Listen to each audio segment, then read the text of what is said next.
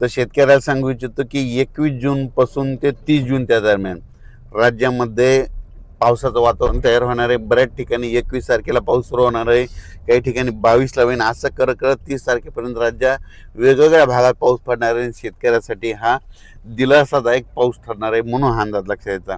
म्हणजे सांगायचं झालं तर 21 जून पासून ते 30 जूनच्या दरम्यान राज्यात चांगला पेरणीयोग्य पाऊस पडणार आहे। तो पाऊस सगळीकडे एका दिवसात सगळीकडे जाणार नाही, दररोज वेगवेगळ्या भागात जाणार आहे, म्हणून हा अंदाज सर्व शेतकऱ्यांनी लक्षात घ्यायचा।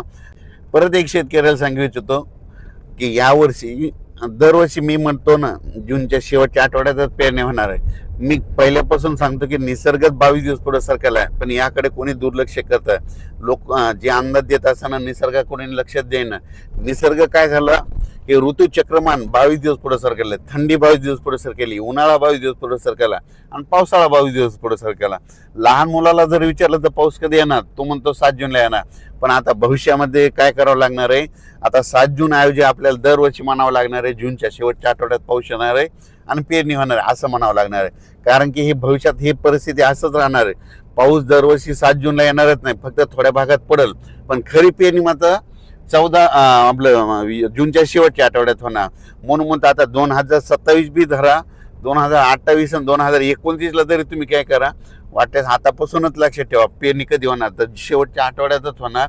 आणि यावर्षी तशीच परिस्थिती मी खूप दिवसापासून सांगत होतो, निसर्ग पुढे सरकला, पण याकडे कोणी दुर्लक्ष करत, सगळेजण दुर्लक्ष करत होते। पण आता खरी वेळ आली। आता बघा तुम्ही, दरवर्षी जूनच्या शेवटच्या आठवड्यात पेरणी होणार आहे, म्हणून हा अंदाज लक्ष।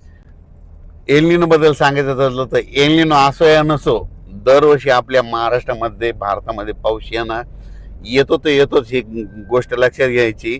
तर तुम्ही बघायचं झालं तर बघा, आता 21 तारखेपासून पुन्हा पाऊस सुरू झाला की हे सगळं बंद होतं, एल निनो बंद होतं, सगळंच बंद होतं।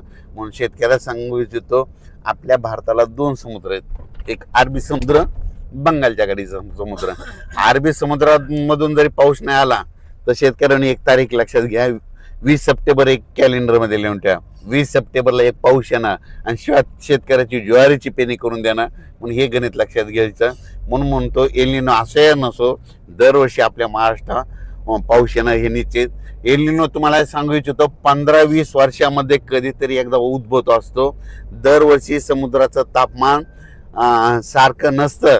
तर तुम्हाला सांगतो, हे जे एवढा 5-7 हजार किलोमीटर इतक्या दूरचा समुद्र आहे, ह्या समुद्रामध्ये तापमानामध्ये खूप तफावत असते।